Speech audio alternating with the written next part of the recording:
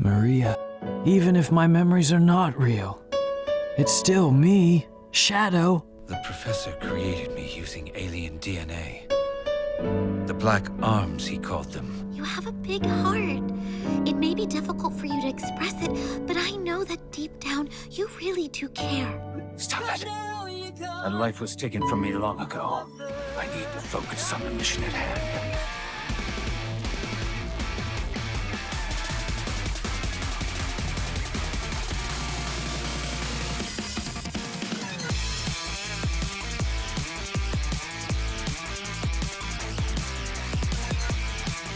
Hello there, I am Fincredible. Welcome to my YouTube channel and welcome to my video.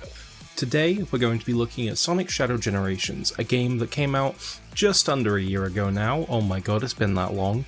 But I am looking at the story today. I've seen a lot of people talk about how, oh, it retreads ground, Shadow already finished this story. And that's okay. It's a Generations game. It was always going to rehash some elements of the past. It was always going to be something that looked at what was instead of what's going to be, because that's the entire point of Generations. It's a celebration of the past. And I think that was the point, because Shadow never really moved past Maria. And a lot of people like to tell me that yes, he did. And I just ask where. Because Shadow always said that he moved past it, or, you know, sayonara, Shadow the Hedgehog. But that wasn't moving past it, that wasn't anything that was done. He beat the bad guy, and then just said he moved past his issues. He didn't go through any sort of situation that helped him push past these things. And I think we need to go back to the start to look at what happened afterwards. In Sonic Adventure 2, we get introduced to Shadow and everything that happens to him. Maria, Robotnik, and all these other things, and how he has no memories. And then he remembers what he was meant to do. And then he dies. And then he comes back in Heroes with no memories. And then the events of Shadow the Hedgehog, he gets his memories back again over the course of the game. Depending on which story you go through, he might think that he's an android. And then you get the final way, which proves that no, he's not an android, as Dr. Robotnik says, if you get to about like 15 minutes through the final boss fight for some reason. I don't know why it would take you that long though, unless you're like actively searching for this piece of dialogue. And yeah, you find out that it is real Shadow, and he goes, I'm going to put the past behind me. But when all the 10 possible routes are ambiguous as to whether any of them happen at all, because we only know the 2 factual pieces are the events leading up to and including Westopolis in Stage 1. We don't even know what path Shadow takes there. And then the last way. We don't know the canon path that Shadow takes throughout that game. And we probably never will, for good reason, because the entire point is you pick it. But it makes all of the progress that Shadow claims to have received at the end of the game feel a bit unearned. Because we don't know what he's been through to get to this point, except the contents of the opening of the game and the last way. So I don't think Shadow the Hedgehog is a proper bookend to the Maria arc of Shadow, because it doesn't feel earned. There is no specific storyline where we learn definitively what happens, which means we can't say that he's definitively moved past this. So let's go to the next game, Sonic 06. Everyone loves Shadow in Sonic 06 except for a few people, because he is arguably one of the best things in that game. His story, his development, and the fact that it really well bookended him. It presented him with a future that is much like his past. The humans not liking him, turning on him because he's too powerful, needing someone to blame for things, and ultimately sealing him away. It challenges the resolve that Maria asked him to have to help the people, but what happens when those people turn on you, when they're scared of you? And he made his resolve into an iron will in that game, with his final lines in the story that is centered around him. If the world chooses to become my enemy, I will fight like I always have. As well as Rouge reasserting herself as a companion of Shadow. Shadow? Even if you believe everyone in the world will be against you, Know that I'll always remain by your side.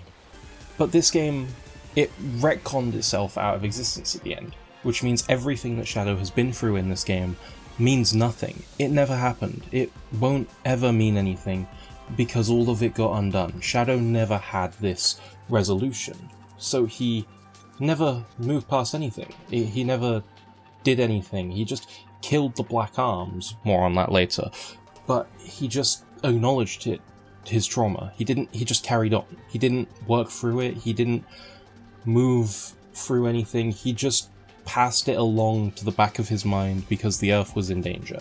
And I get it, the Earth blowing up is a bit more important than whatever personal issues you might have, but you never worked through it afterwards. He never tried to resolve what he was going through, which means he never moved past his past, so to speak. So now, that's like, you know, it sits in his mind, it just is there, and someday it will come back and stare you in the face. Maria? You know, like it's doing right here in Sonic Shadow Generations, when Maria is quite literally staring him in the face.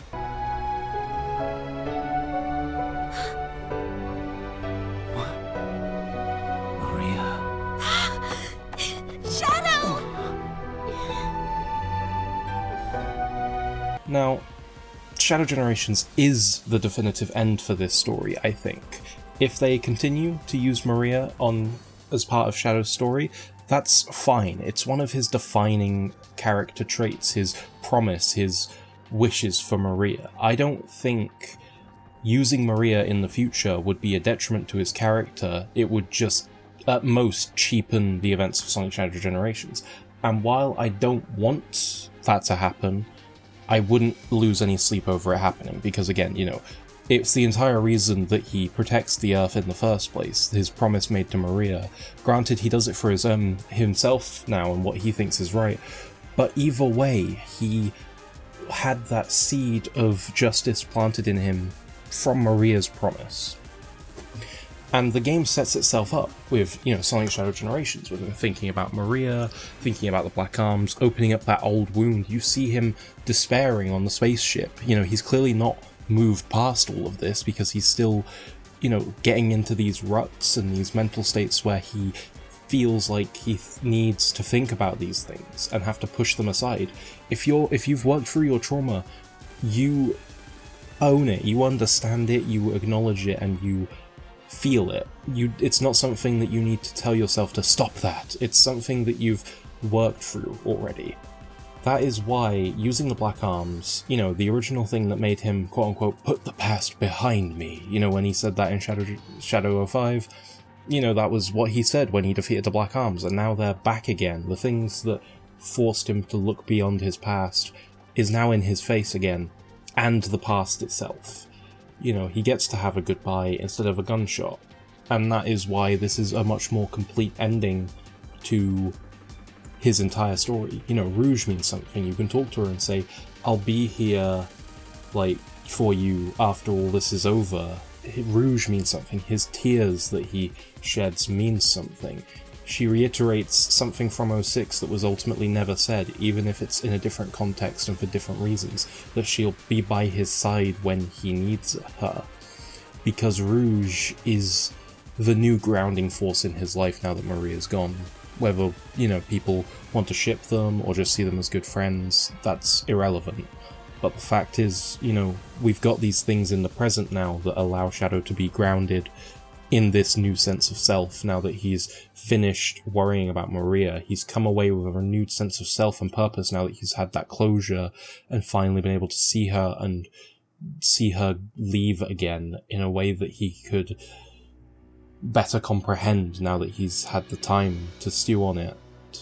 And that's why I think Shadow Generations retreading the ground of Maria and Robotnik and his past is a good thing, because he can finally move past it instead of just saying that he's moved past it when it's just him not thinking about it or worrying about the present because he doesn't have enough time to worry about the past. You haven't worked through it yet, now you have. And ultimately, Shadow Generations is a big conclusion to someone's trauma that they never had the chance to work through because they were too busy saving the world. And I like to think that that's something that many of us can relate to when we're living our daily lives and things like this happen. We lose people, or we go through experiences that might traumatize us, but we still have to show up and live our lives every single day. You know, like, the world doesn't wait for us. We don't get 50 years in stasis to, you know, wait for everything to blow over and work through our problems. We still have to go to work, go to school, and do all these things day in, day out, regardless of what happens. Maybe you get bereavement leave, but at the end of the day, we still have to turn up and do life every day, the same way Shadow still had to turn up and save the Earth, despite being in the depths of his trauma, or defeat Black Doom while being in the depths of comprehending the fact that Maria and Gerald are staring him in the face in Sonic Shadow Generations. And I think that's what makes Shadow the most human character in the franchise, even more than the humans in the series, because he has such a relatable arc, like a superhero like Peter Parker, you know, someone with all this power, with all this great responsibility, and all these great things that they can do. And then they have to balance things that we do every single day, just in different contexts, like trauma and saving the Earth, whereas, you know, we have to balance trauma and taking care of our worlds, our individual lives that we have to do. And I mean, you know, he has to fight both fronts at once in Shadow Generations during this massive crisis of the Time Eater and Black Doom. The same way that you might have to, you know, go to school after finding out that your parent has, you know, passed away. You are in the lowest depths of your trauma rearing around its head, or maybe it's the anniversary of them passing, but you're still going to school despite this grievance, and you have to face both life and what has been at the same time, and it can feel ever so daunting, like it's either going to break you or you're not going to be the same again. And yet you still fight. Shadow will still fight and deal with both of them, and he becomes who he's meant to be. Regardless of what happens afterwards, he got through both of those things, even if it ended in tears, even if it ended in pain. He did those things, and now he's moving on, and now he's the person he was meant to be from these experiences, as opposed to a shadow, forgive my play on words there, of what he was in the past because of these experiences that he never truly confronted. And even then, Black Doom serves such a prime piece of kind of a perfect barrier for him, because it exemplifies everything about him that he hates. You know, the evil, the deplorable nature of the Black Arms and what they stand for. You know, we see Shadow express such disdain for the Black Arms because they are evil. They are, you know, everything he stands against, and people of Earth and their ability to choose their own fates is what Shadow wants. You know, everyone deserves a chance to be happy. And Black Doom directly gets in the way of that by manipulating Shadow, not just in Shadow 05, but in Shadow Generations. You know, I know everyone likes to meme on Radical Highway, but that was when Shadow was at his darkest, at his angriest. It's where he literally, you know, claimed revenge against the humans. That would be the type of Shadow that Black Doom would love to recruit to the Black Arms, because it's the Shadow that stands against everything that Shadow does now. It's about Shadow giving into his rage, his anger, and then forcing his hand to join him. So if you provoke these strong emotions, he may be more susceptible to suggestion by putting him through what he was and where he was. A Shadow that would have likely joined Black Doom if he was in the same place at the same time back in SA2, realizing they would have had a common goal in destroying all the humans. And the fact that Black Doom, you know, went to these depths to go that far and push Shadow to his limits, and yet he still came out on the other side, is nothing short of inspirational. Of, you know, it's like they say in Sonic CD's opening, you can do anything. Because, you know, if you've got your support network, like Shadow had Maria, Rouge, Omega, Big the Cat in that game, he had everyone he needed. and he had his grounding forces around him. He had Sonic, for crying out loud. You know, he had that race against him, because you need a healthy rivalry in your life to always push you to do better. And if he gave in to Black Doom, then that rivalry would end. And I know I'm kind of going off on a tangent there, but it's true. You know, friendly competition keeps you having something to work towards, and I think everything in Shadow Generations ultimately culminates in him finally addressing and confronting his trauma, and that's why I think it's so beautiful. And it might just be me looking too deep into things, but if I've been able to help shape what this game means for you in this video, and how far it goes into exploring Shadow as a character and his trauma as a subject, then I'm glad that I could have opened your eyes. This was Fincredible, and I'll see you in the next one.